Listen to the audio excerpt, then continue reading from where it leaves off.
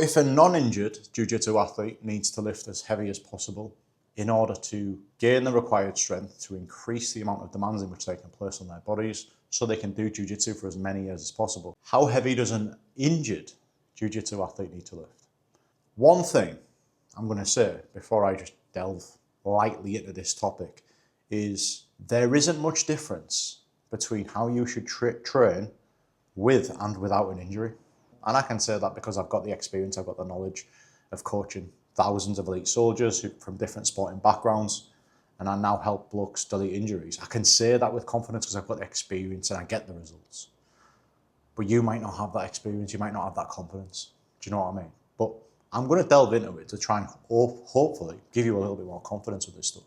So if you look at jiu-jitsu, right, you look at the areas that kind of get issues. You've got to look at what the hell the goal is when you are injured, right?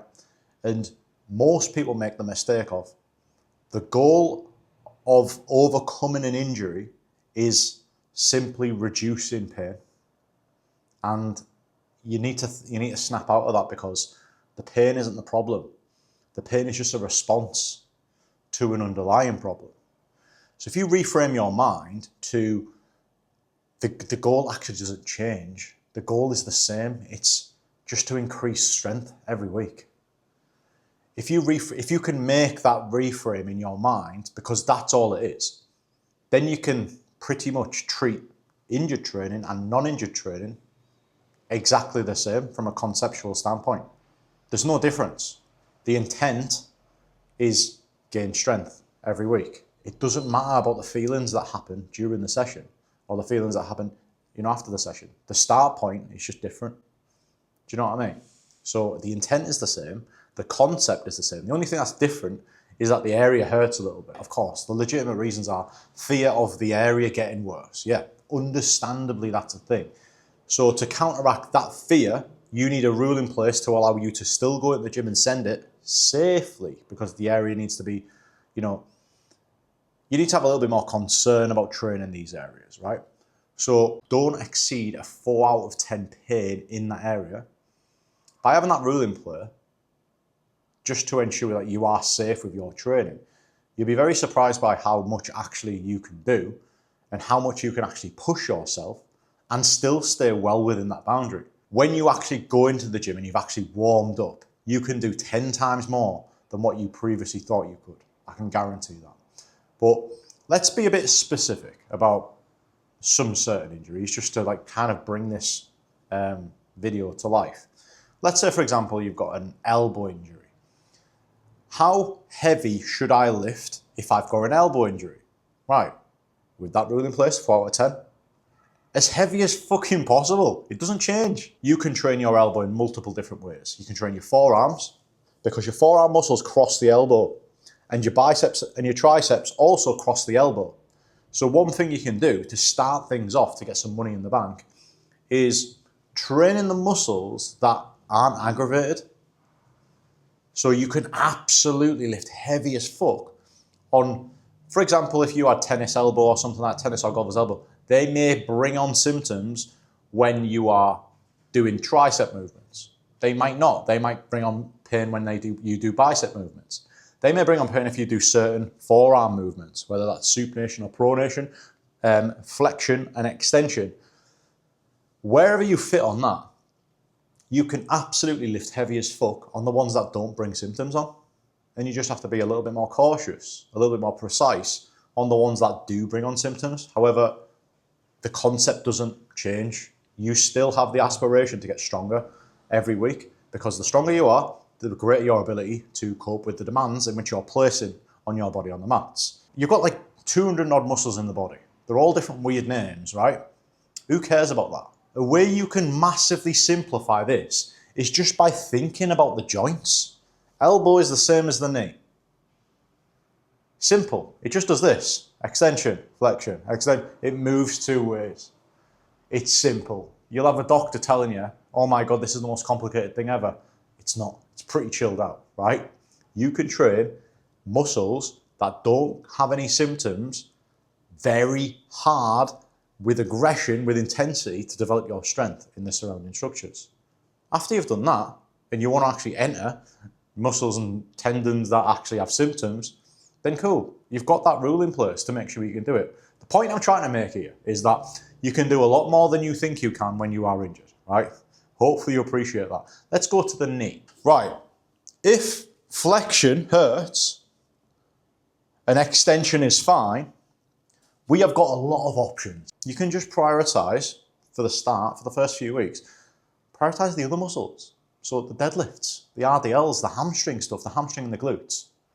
You can just prioritize the other areas, right? And then you can enter into the high knee bend stuff later on. So you could even do, with that rule in place, 4 out of 10 for knee pit, don't ever exceed 4 out of 10.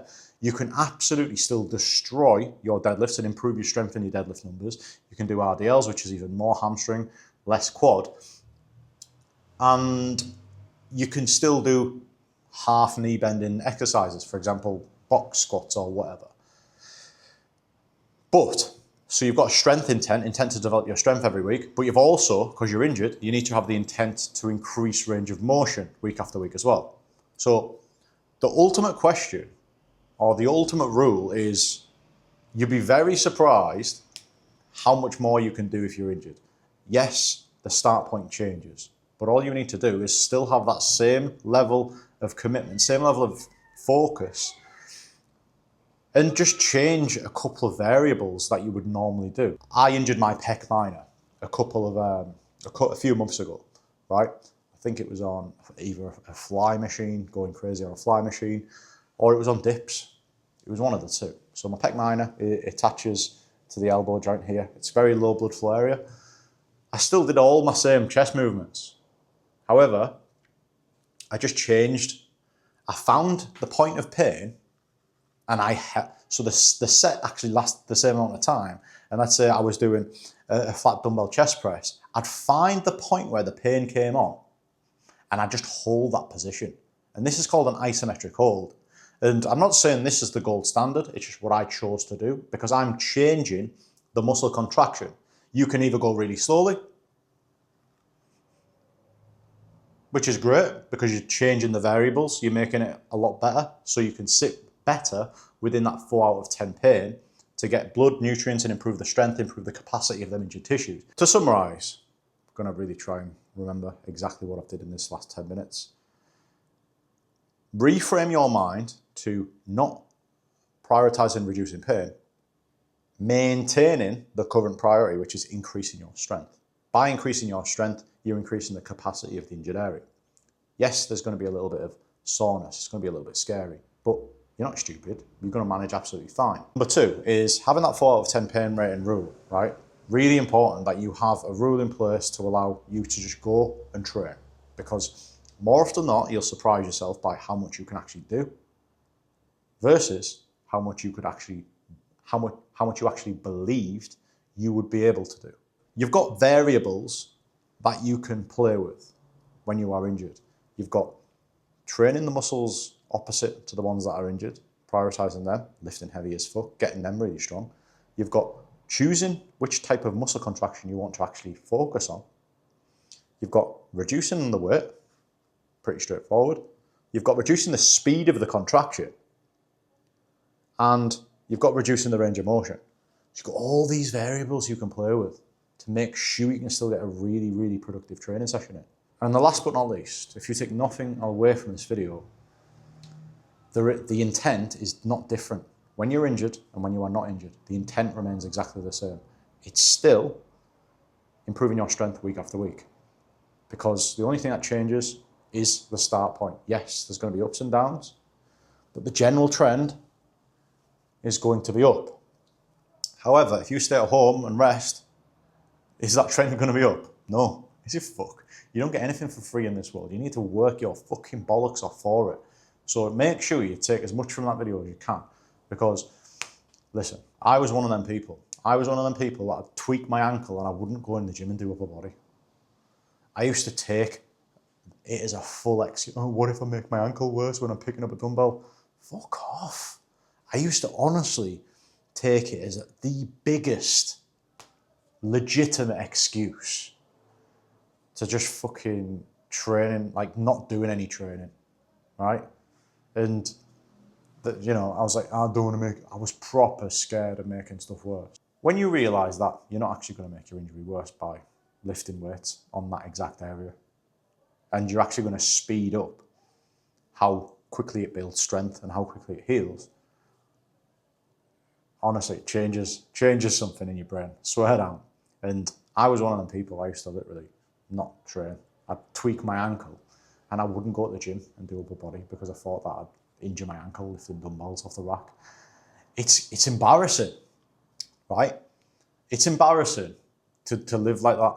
And if you live like that, you're not going to be doing this martial art for much longer, because you're just living with fear. And listen, it's understandable that you're a little bit scared, right? But you know, you've got enough from this video to build your confidence in doing some productive shit, whether you're injured, whether you're not injured. Hopefully you appreciate the video. See you tomorrow.